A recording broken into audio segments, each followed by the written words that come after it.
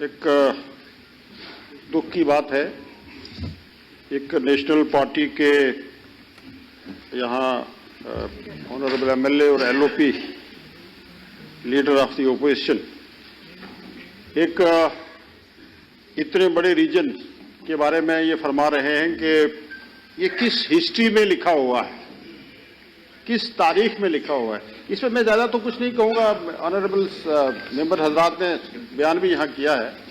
मैं उनकी जानकारी के लिए, अगर वो कोई हिस्ट्री पढ़ सकते हैं, पढ़ते भी नहीं, 14 के बाद पढ़ते, वो उनके रेफरेंस के लिए। और यहाँ क्योंकि आपकी वसातत से पूरी दुनिया इस प्रोसीडिंग को देख रही है, और जो उनके ये कहने से उस खित्ता को चोट लगी है, जिसकी तारीख, जिसकी हिस्ट्री जो है वो आज की नहीं है बल्कि सदियों पुरानी हिस्ट्री है। मैं छोटा सा रेफरेंस दूंगा कि 47 से लेकर आज तक जिन लोगों ने इस देश की सरहदों को मजबूत किया, उनका सिला, उनकी कुर्बानियां एक नेशनल पार्टी के रिप्रेजेंटेटिव यहां यह कह के देते हैं कि वो रीजन किस हिस्ट्री में है, किस जगह पे है। मैं उनको ये बताऊं कि आप महाभारत से शुरू करें, अगर वो कुछ लिखना पढ़ना पसंद करेंगे तो महाभारत में खिताए पीर पंजाल का जिक्र है, और पंचाला किंगडम जो 150 बीसी टू 125 बीसीई, उसमें महाभारत में इसका जिक्र है। और पंचाला देवा से भीड़ के नाम जो है ये पीर पंजाल बना। राजतरंगिणी में पीर पंजाल का जिक्र है, और जिक्र ही नहीं बल्कि उसका सकाफत, उसका कल्चर, उसका तमद्दन, उस वक्त उन लोगों की बहादुरियों के किस्से उसमें बयान, तुर्क जहांगीरी, आइन अकबरी, ये सब चीजें जो हैं उसमें शामिल हैं। और इस खित्ता के तमद्दन, हिस्ट्री और इसकी बैकग्राउंड उसमें दी गई है, महाभारत से लेकर आज तक। दूसरी बात मैं ये गुजारिश करूं सर कि जो मैंने कहा कि 1947 में इस देश का पहला बंटवारा हुआ था, और उस देश के बंटवारे के ये जिम्मेदार हैं। आपका जो गिलगित बल्तिस्तान, जम्मू कश्मीर की एक हिस्सा था, वो किन लोगों ने सरेंडर किया था? हिस्ट्री उठा के देखिए, पढ़िए। अगर ये इन लोगों का ये क्लेम है कि जम्मू कश्मीर डोगरा रियासत है, जो मैं कभी नहीं मानता, कभी डोगरा रियासत यह नहीं रही है।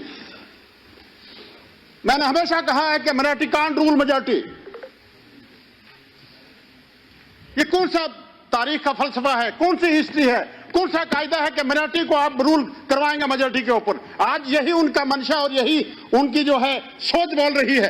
वो इतने बड़े खित्ते को चैलेंज करते हैं जिसकी हदूद जो है वो सूबा सरहद के साथ मिलती है, जिसकी हदूद जो है पीर पंजाल की वो हिमाचल प्रदेश के साथ मिलती है।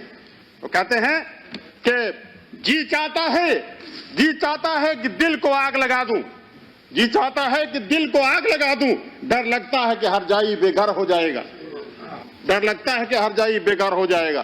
तो मैं ये गुजारिश करूं कि पीर पंजाल के लोग आज तक छाती पे गोलियां खाते रहे हैं।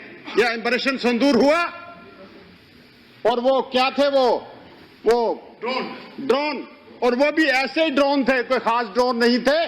तो इन लोगों ने तो लखनपुर पार किया था, हम वहां खड़े थे, लोग खिताए पीर पंजाल के लोग वहां खड़े थे, गोलियां खा रहे थे, पाकिस्तान के साथ मुकाबला कर रहे थे।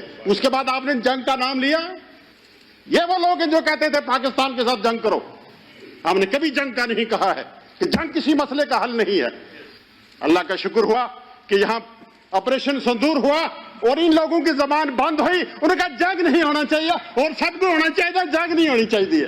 डर लगता है सानू, जंग तो डर लगता है। उन लोगों की गैरत को चैलेंज किया है, उन लोगों के हौसले को, उन लोगों की बहादुरी को चैलेंज किया है। मैं कहूंगा कि ये तो चले गए हैं, इनको जाना चाहिए।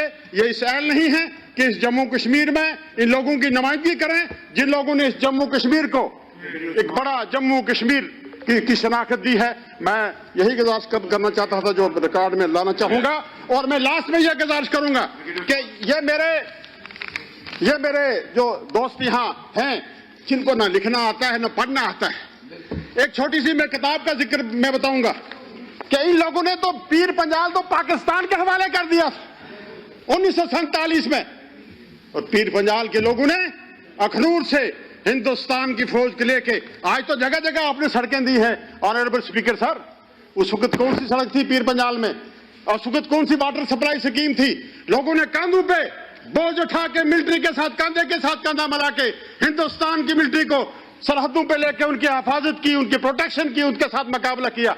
और उस रेफरेंस के लिए मैं एक ऑथर की किताब का रेफरेंस दूंगा, नरेंद्र सिंह सरीला।